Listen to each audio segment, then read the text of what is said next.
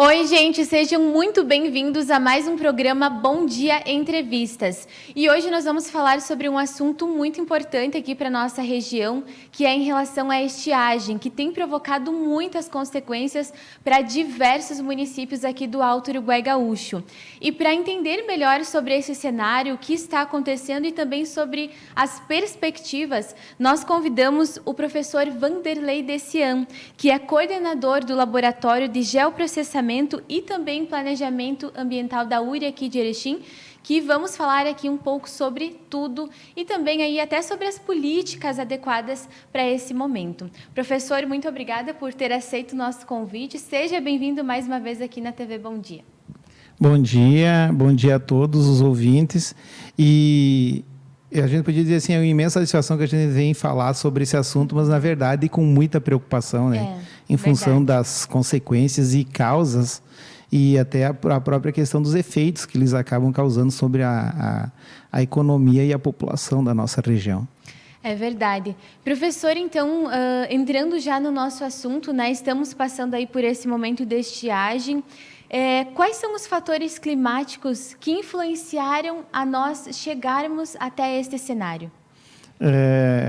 Quando a gente trabalha essa questão de por que a gente acaba sofrendo o efeito de uma estiagem ou mesmo de uma seca a nível de região norte do Rio Grande do Sul, mesmo vamos chamar de região sul do Brasil, então acaba afetando principalmente os estados de Santa Catarina, Paraná e Rio Grande do Sul, com um efeito muito mais pesado, vamos dizer assim, a nível de Rio Grande do Sul e Santa Catarina.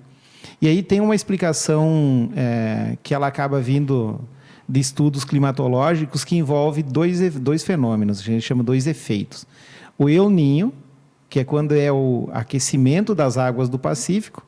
Quando tu aquece uma água, tu tem muito vapor sendo jogado para a atmosfera e, consequentemente, esse vapor ele acaba se transformando em chuva.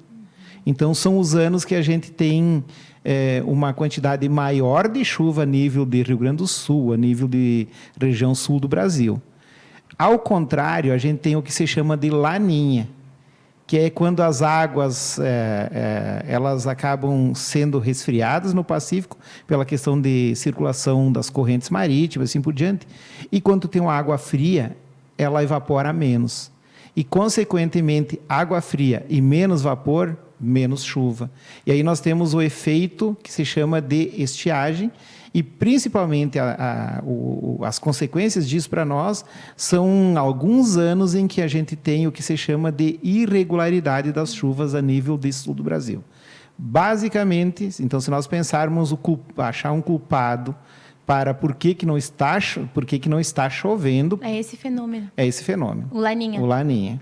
Olha só, e nós percebemos, professor, diante desse cenário, por causa desse fator climático, muitos municípios aqui do norte do Rio Grande do Sul e também de todo o Rio Grande do Sul acabaram decretando a situação de emergência, inclusive Erechim, e nós temos aí diversas consequências, tanto nessa parte ambiental, quanto nessa parte econômica. Eu gostaria que o senhor falasse um pouquinho sobre isso. Exato. E se vocês observarem, o ano passado teve muito menos municípios que decretaram situação de emergência. Teve, mas não tantos. Teve, mas não tantos. Alguns em específico e assim por diante. E aí, antes de nós entrarmos nessa questão, só nós vamos pensar que já são 3 anos de intenso efeito do Laninha e um 4º ano lá no começo que ele foi menos intenso. Tá? Então, você imagina assim, por mais que nós tenhamos chuvas em termos de inverno, durante o período de inverno e assim por diante, 4 anos consecutivos em que você diminui a quantidade de chuva para a nossa região, é lógico que o último, que nós estamos enfrentando agora, em 2022 para 2023, ele está sendo muito mais, com consequências muito mais pesadas. Tá? E essas consequências, automaticamente, elas se traduzem na questão econômica. Muitos municípios estão recalculando o quanto de perdas eles estão tendo na agricultura, principalmente lavouras. E aí a gente comentou que não só lavouras, porque no momento que eu tenho algumas ondas de calor falta de água, inclusive para que os animais consigam se dessedentar de forma adequada, automaticamente gera um desconforto, produz menos leite, mesmo que tu dê alimento. Ou tu vai ter que ter um gasto energético com conforto térmico para esses bichos, para eles continuarem produzindo. Então, não é só o efeito em si das lavouras que a gente sente, mas é na saúde humana, principalmente a questão da umidade do ar. Fica mais seca, né? O a ar fica mais questão de poluído. proliferação de muitos insetos e, principalmente, a questão das lavouras. Então, a gente tem vários fatores. E a gente nem entrou ainda, que você colocou a questão da questão do efeito ecológico disso. Tá? Estávamos conversando logo antes de entrar no ar aqui agora, a questão é essa do que se chama de todos os rios, todos os mananciais, eles precisam ter um volume X de água para que todos os fenômenos ecológicos aconteçam. Por que os peixes morrem? Tá? E foi comentado agora que está tendo a mortandade de peixes no Rio Cravo. Por que o peixe morre? Porque ele tem ou pouca água, ou porque a água não tem qualidade o suficiente para ele poder ter oxigênio suficiente para ele sobreviver de forma adequada. Então, são fatores. E a gente sabe que, se está acontecendo um dano a esses animais, obrigatoriamente está relacionado à questão de baixo volume de água. Porque nós sabemos, claro, que a natureza também ela tem todo um sistema. Então, essa falta de chuva já está trazendo essas consequências no nosso meio ambiente, né? Não só para nós, mas, como o professor comentou, para os animais também. Se nós pensarmos também na questão essa do princípio da precaução, a própria questão de incêndios também, muitas vezes é muito associado. Você tem uma diminuição do ar, de umidade no ar. Então, são vários fatores que a gente pode elencar que são danosos em termos de quando nós temos uma estiagem prolongada com a baixa umidade e com a precipitação. E aí a gente vai entrar depois num assunto que é, mesmo que chova, muitas vezes essas chuvas elas acabam trazendo alguns efeitos danosos também devido à questão das condições climáticas. Pois é, professor, aqui em Erechim nós temos os rios, né? O Rio Cravo, que ajudou bastante aqui o município nessas questões de estiagem, mas tem também os outros municípios que talvez não contam com esse benefício. Para nós, como é que está a situação dos rios aqui em Erechim e também na região? Com esse efeito do Laninha, que ele vem se prolongando há 4 anos, e o que a gente chama de uma situação de irregularidade, em que todos os meses choveu menos do que era necessário, automaticamente a gente tem menos volume de água. Isso é um fato. Outro fato que a gente observa muito é, quando você diminui a umidade do ar, automaticamente as plantas evapotranspiram e você tem uma perda muito grande de umidade. Então, nós temos vários fatores danosos. E aí, muitos municípios, Erechim, ele acabou tendo toda essa pré-preparação e enxergou a oportunidade de estar utilizando a água do Rio Cravo, foi montada toda a transposição na época e, de certa forma, deu conta, mas está no limite. O no limite significa que talvez nós estamos tirando, isso teria que avaliar bem a questão do quanto da vazão remanescente, mas talvez abaixo da linha do que se chama de linha ecológica. Muitos outros municípios, eles acabam tendo uma dificuldade muito maior, porque muitas vezes eles acabam utilizando água ou pegando água de rios pequenos, ou muitas vezes de poços. E muitas vezes os poços não suportam 2, 3 anos de efeito de laninha. Uma questão bem importante que a gente precisa e não tem como não tocar no assunto é a questão de que nós precisamos ter bons reservatórios que eles suportem o período de estiagem.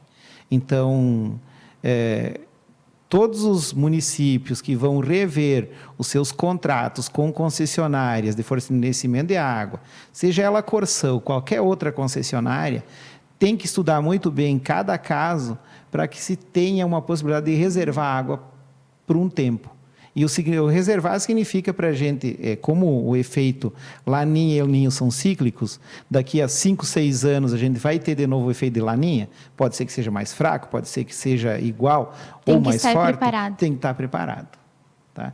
E o ato de estar preparado além das ações preventivas, que é tubulações rompidas, diminuir a perda, que em Erechim nós temos uma perda extremamente excessiva de água entre o que você capta e o que você distribui, também a reservação para saber que quando der esse efeito, eu tenho uma segurança através de um reservatório.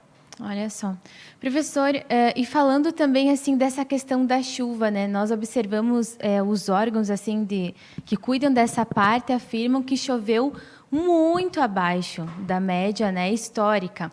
Quanto seria necessário chover para que pudesse resolver um pouco, pelo menos, da nossa situação aqui na região? Se nós pensarmos a nível de histórico das precipitações, quando fala histórico, muitas vezes a gente faz um retorno em 20 anos para trás. Muitas vezes 40 anos. Quando você instala um empreendimento que utiliza água, você tem que fazer o histórico para saber se aquela vazão ela vai se comportar no tempo. Se você é um investidor, você vai querer ter a garantia que a fábrica, a sua indústria, ela vai continuar funcionando. Então, esses estudos, eles mostram que a nossa região aqui, anualmente, tem que chover em torno de 1.800 milímetros.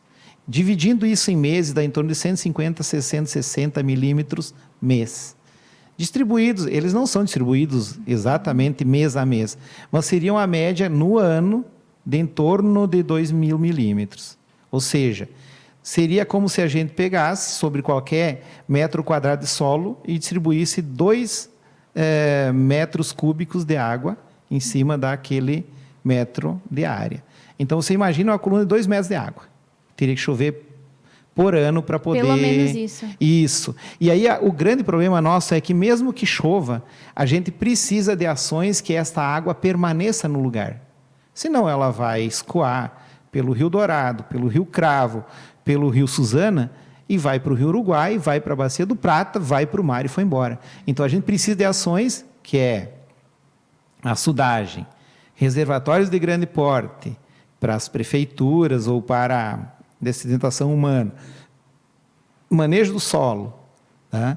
Tudo que potencializa que a água fique o maior tempo possível no lugar que ela está sendo despejada. Olha só. E uma outra consequência que acaba acontecendo decorrente da seca também é que o município, às vezes, pode perder alguma oportunidade, né? Porque tem empresas que, às vezes, avaliam, né? Então, essa questão ambiental da cidade, e, às vezes, pode deixar de investir, né? Eu gostaria que o senhor falasse um pouquinho sobre isso. Vamos pensar um pouquinho numa situação seguinte, ó. Se eu sou uma indústria de bebidas, todo mundo gosta de tomar uma cervejinha. Se eu sou uma indústria de bebidas e eu preciso de água, eu vou escolher uma cidade ou um local que eu tenha um manancial que me garanta essa possibilidade, porque o meu produto pode ter uma série de outras misturas lá dentro, mas 95% do meu produto é água. Então, se nós pensarmos numa cidade do Porto de Erechim, que está com 115, 110, 115 mil habitantes, e a gente quer um horizonte a longo prazo, com que as indústrias elas estejam confortáveis em se instalar, a gente precisa que os recursos estejam disponíveis. E, para isso, o que são os recursos essenciais para que uma empresa enxergue que ela tenha condições de se instalar? Água, energia, comunicação e logística de transportes. Se tu pensar nessa situação toda, logística de transporte, nós estamos bem localizados. Enquanto Erechim, nós temos várias rodovias que percorrem e circulam na nossa região. Energia se resolve, e mesmo que a gente já está praticamente estabilizado em termos de produção de energia, salvo se falta água para produzir energia elétrica, mas não há um desabastecimento em nível de comunicação, também se resolve de forma fácil e prática, e água, que é o nosso grande gargalo no momento em termos de região. Olha só, professor, falando dessa questão também de perspectiva, né? O que as fontes climatológicas e, de acordo com os estudos que o senhor faz, avaliam para a nossa região?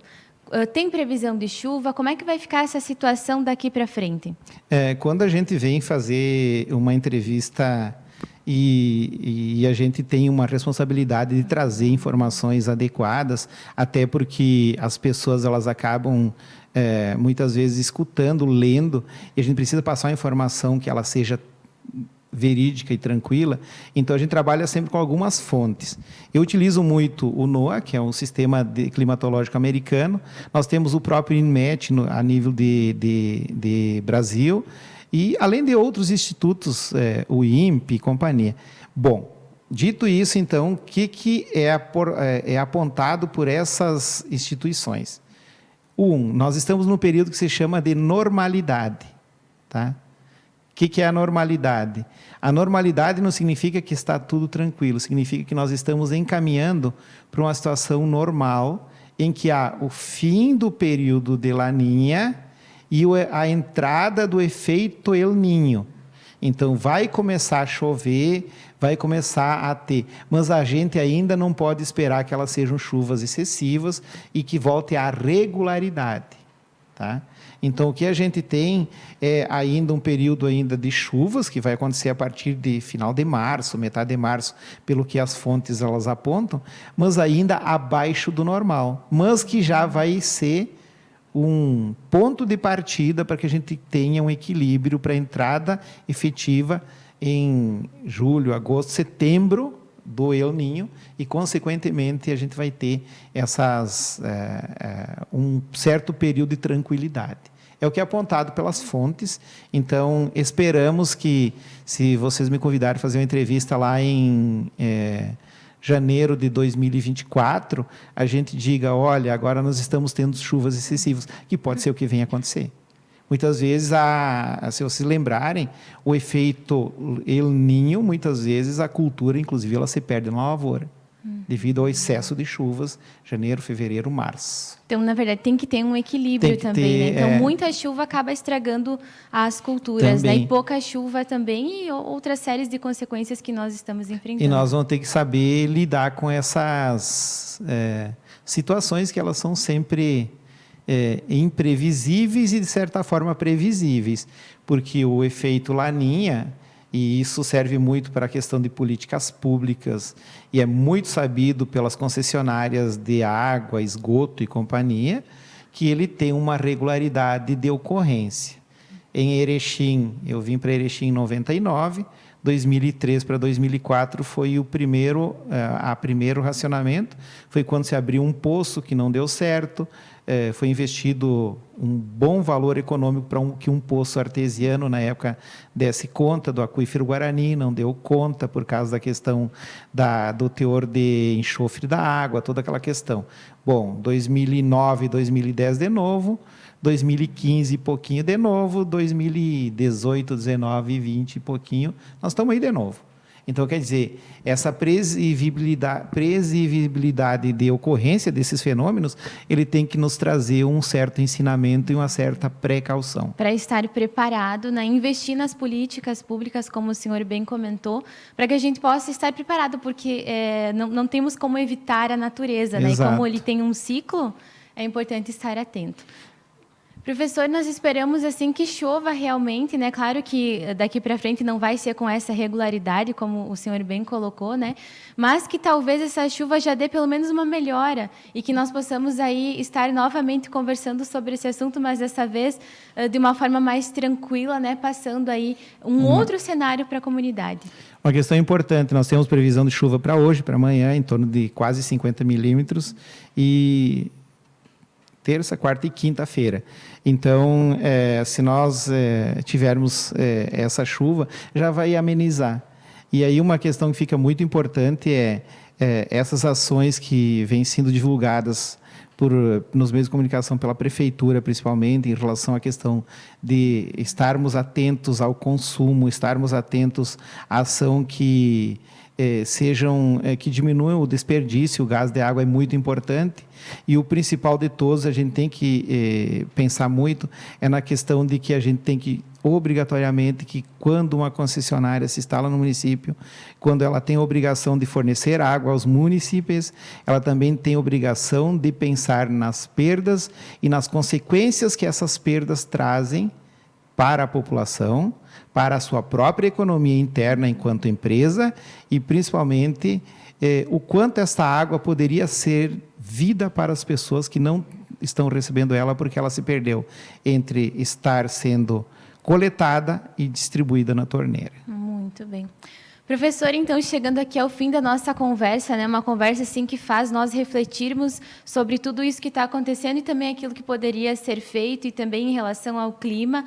E é bom nós debatermos esse assunto para a gente conhecer o nosso cenário e assim tomar as devidas atitudes, né? Nós agradecemos muito a sua presença aqui, professor. Muito obrigada por sempre estar aí disponível, né, e passar para nós todo esse cenário. Eu que agradeço a oportunidade e principalmente como cidadão. Antes de ser professor, a gente é cidadão, e ainda mais quando a gente trabalha com essas temáticas, esses assuntos, e faz parte da nossa vida, a gente tem uma obrigação, inclusive moral, de estar divulgando, estar auxiliando, ou estar, sempre que possível, mostrando que nós precisamos estar atentos a essas questões dos nossos recursos naturais. É verdade. Muito bem, então, a você que nos acompanhou até aqui, nós agradecemos muito a sua companhia, participação e audiência. Lembrando que todos os assuntos, né, os principais tópicos, nós vamos estar fazendo, então, uma outra matéria para você ler, né, para você acompanhar todo esse cenário. E também aí, ao longo da nossa programação, você vai acompanhar mais notícias sobre a estiagem, a seca e também todo esse cenário. Agradecemos muito a sua companhia e audiência. Até a próxima conversa.